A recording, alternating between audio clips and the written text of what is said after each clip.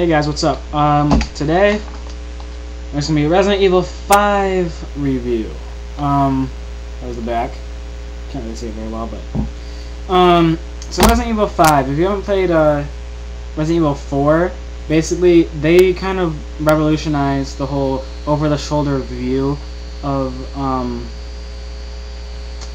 gameplay for shooting games. So this whole game you're playing over the shoulder of Chris Redfield or Sheva Alomar. And so if you're not sure what that is, it'd be the camera would be behind me, and you'd have the gun out, and there would be a laser pointer shooting, and then you'd aim with that.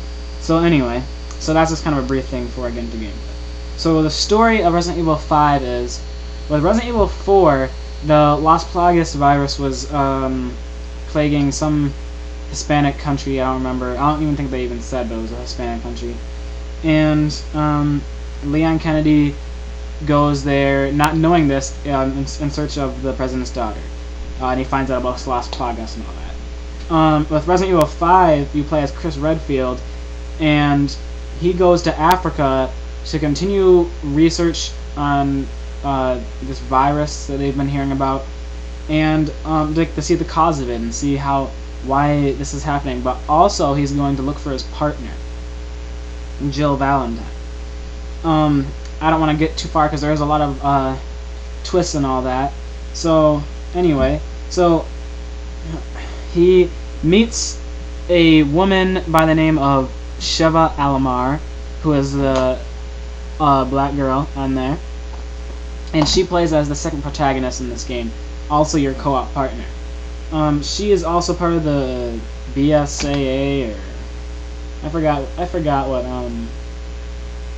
what they're called. Yeah, the BSAA, and so basically they're looking at like biological weapons and all that stuff. So she's here to guide you through Africa, since she's a local. So she's here to just guide you through here. Basically some shit happens. You get fucked over. You have to do and then you're just stuck. You get more entwined in this plot and all that. And you meet up with other people like Wesker and all that. So that's just kind of, I don't want to get too far into the plot. I don't want to ruin it for you guys. So the gameplay of this game, if you're not familiar, like I said with Resident Evil 4, is what I said earlier, which is good. I think that was a really fun system. I mean, it's easy to kind of pick up and play.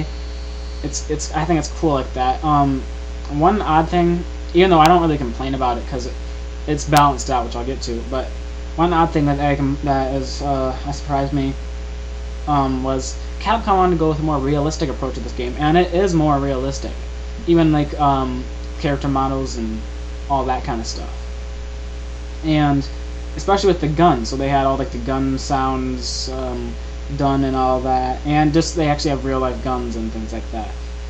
And what surprised me was that they didn't, in the aiming, you still have to stand still. You can't move around or strafe or anything like that.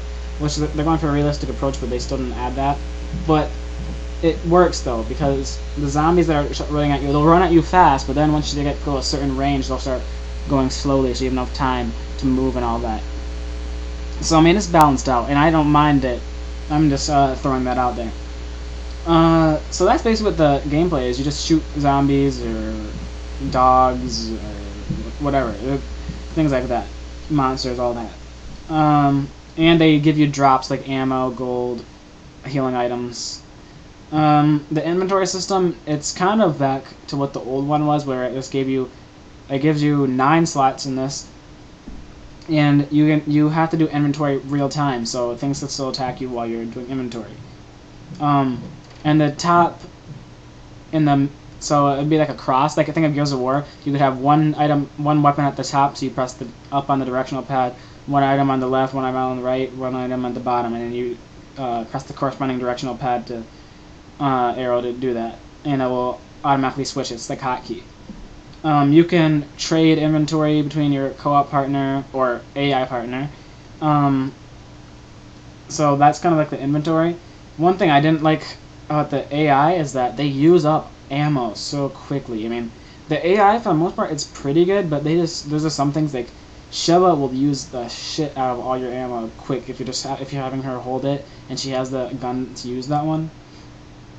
I mean, half the time she's shooting you. I mean, you don't get hurt by it, but I mean, it's a waste of bullets. She's just shooting you. But yeah, but if it's a co-op partner, it works great. I mean, it's a good system. At first, I didn't really like that there wasn't so much slots and you couldn't upgrade them like in Resident Evil 4. But it actually works once you get the hang of it.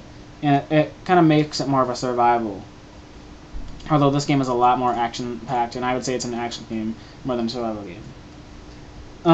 The sound department, everything's good. All the monster sounds are good. All the effects, all that is good. The voice acting is actually really good, I thought. Yeah, I just thought the voice acting was really good. And also, the syncing of the lips and all that, it's very good. I mean, I was surprised. You can tell that they took a lot of time with that. Graphically, this game is powerhouse. I mean, one of the best looking games out there. By far. Especially the lighting and shading and all that, shadows, all that. It's amazingly done. There still is some of the problem with every game that's out with the hair, because it's really hard to digitalize hair. But I mean, I wouldn't even take away anything, because no game does that well yet. But besides that, it's great. It looks awesome on an HD TV. I saw it at Play and Trade real quick. I didn't get to play an HD yet, but yeah, it's just graphically an amazing feat in gaming. So presentation of this game. Presentation, the cutscenes are off the hook. I think they're awesome. They were done by Hollywood Studios. Hollywood Studio. So I mean, these are top-notch, really great directed cutscenes. They aren't just like thrown together, get a few actors to do them. No, I mean, these are very, very good, and it shows. I mean, they're probably some of the best cutscenes too in the game right now. And they have QuickTime events in them, which they kind of are the ones that actually started it, in cutscenes and all that. So I mean, I thought that was really cool. Overall, I think that Resident Evil 5 deserves a 9.5. It's an awesome game. Once you beat, I think you could beat it around 10 hours. I mean, you could beat it in like 10 hours if you're just kind of messing around. You're not trying to go through everything really fast. I don't know if the clock counts cutscenes, so that might cause it to be 10 hours. But you can beat it in 5 hours and get an infinite rocket launcher. But there's a lot of replay value on this. Once you beat it, you are supposed to go through it again. You want to go through it again because you can upgrade your weapons. If you upgraded them, you can have infinite ammo. You can get more weapons. There's a plethora of weapons in this game. They are adding a versus mode, which I think is bullshit that they didn't include it in there, but I'm not going to get into that. It's just really fun with co-op, especially. I just really liked it. So overall, this game is a 9.5 in my book. Check it out, guys.